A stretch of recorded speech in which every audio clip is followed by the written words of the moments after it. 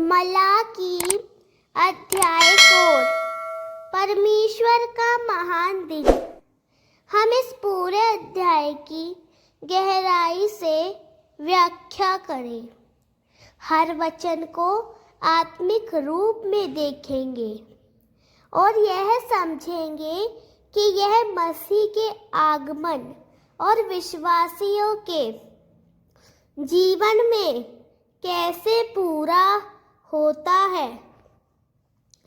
First, देखो, वह धधकते भट्ठे के समान दिन आता है जब सब अभिमानी और सब दुराचारी लोग अनाज की खूंटी बन जाएंगे, और उस आने वाले दिन में वे ऐसे भस्म हो जाएंगे कि ना उनकी जड़ बचेगी और ना उनकी शाखा। सेनाओं के यहोवा का यही वचन है।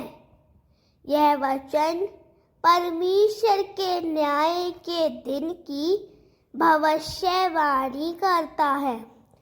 वह दिन जब वह धर्मी और अधर्मी के बीच भेद करेगा, यह धधकते भट्ठे के समान है।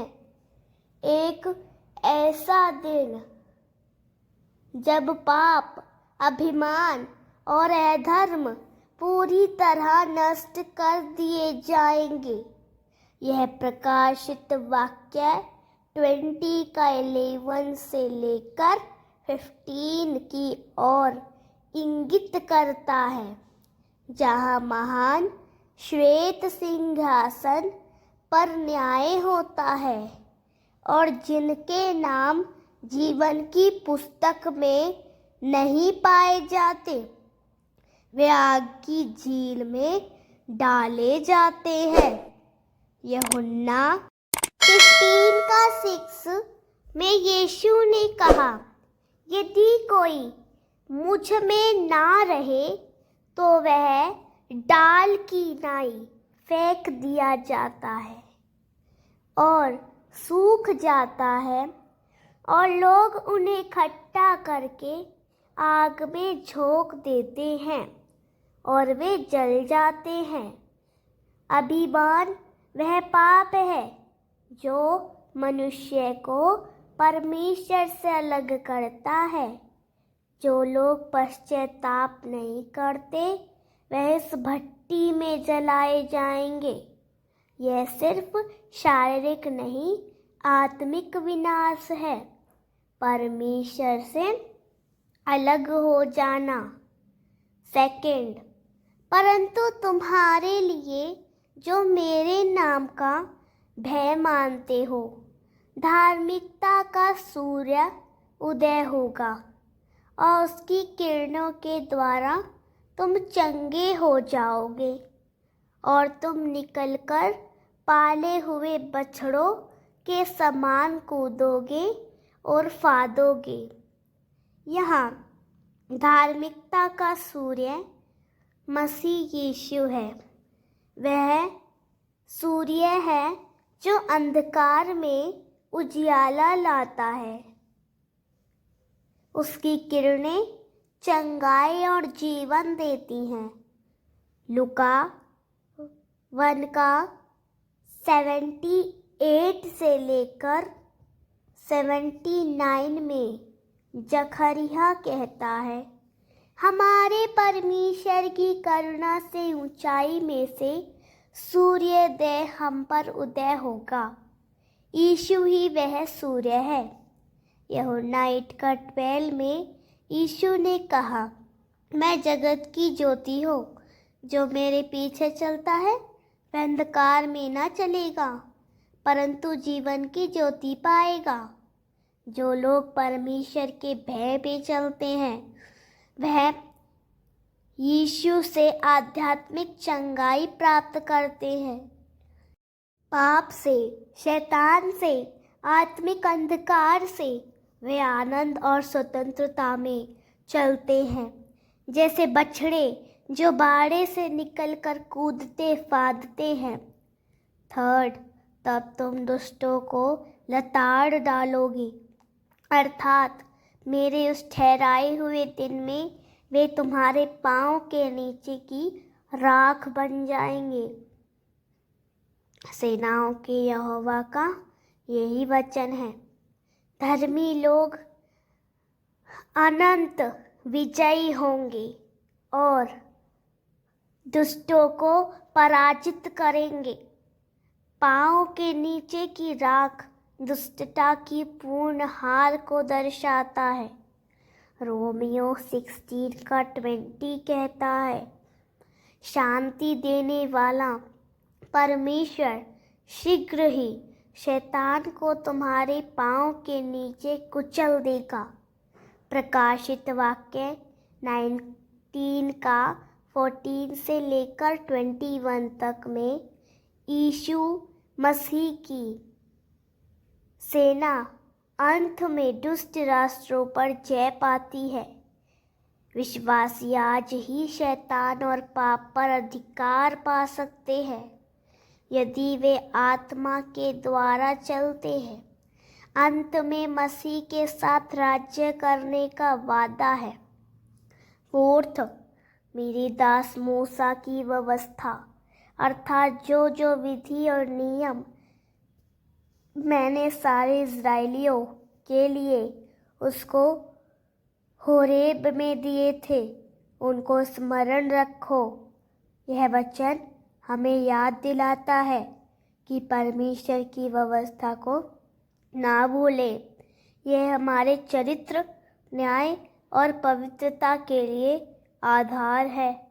मत्ती 5:17 में यीशु ने कहा, मैं व्यवस्था या भविष्यवक्ताओं को नष्ट करने नहीं आया परंतु पूरा करने आया हूँ। गलातियों 3:24 में व्यवस्था को शिक्षक कहा गया है जो हमें मसीह तक लाती है।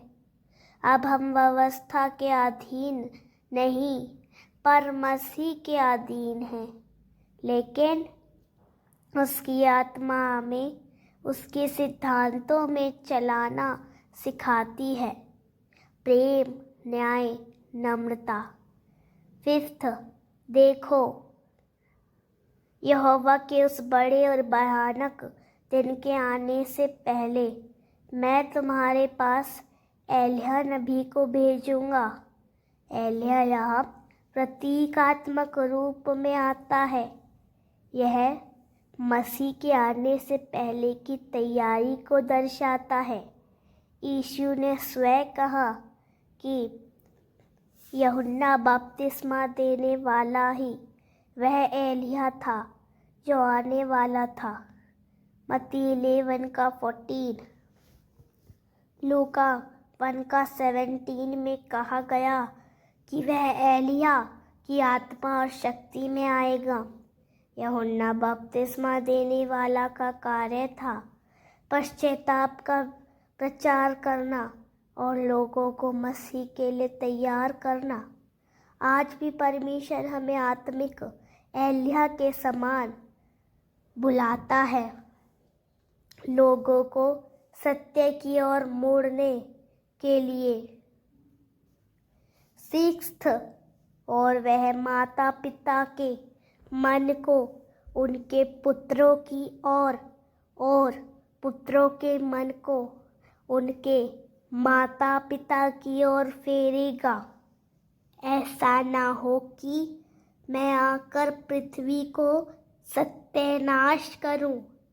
यह वचन समझौते, मेल मिलाप और परिवारों में एकता की बात करता है। आत्मिक दृष्टि से यह परमेश्वर और उसके लोगों के संबंध की पुनः स्थापना का संकेत है। यूहन्ना के द्वारा यह कार्य शुरू हुआ और मसीह ने उसे पूरा किया। यीशु ने कहा, धन्य है मेल कराने वाले ये, क्योंकि वे परमेश्वर के पुत्र कहलाएंगे। मत्ती 5:9 पौलुस ने कहा कि मसीह ने स्वर्ग की और पृथ्वी की सारी वस्तुओं को अपने में एक कर दिया।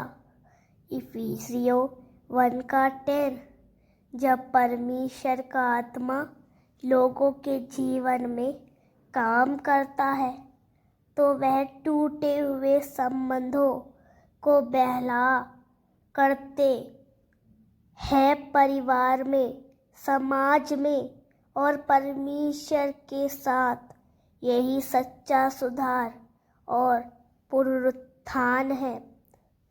हम अभिमान और पाप से दूर होकर नम्रता से परमेश्वर के भय में चले, धार्मिकता के सूर्य यानी यीशु मसीह से चंगाई और जीवन प्राप्त करें। आत्मिक रीति से एलिया बनकर दूसरों को मसीह की ओर मोड़े। आमीन। अगर आपको यह वीडियो पसंद आया हो तो आप इस वीडियो को लाइक करें। प्रभु इन वचनों के द्वारा आप सभी को आशीष करे। आप सभी को जय मसीह की।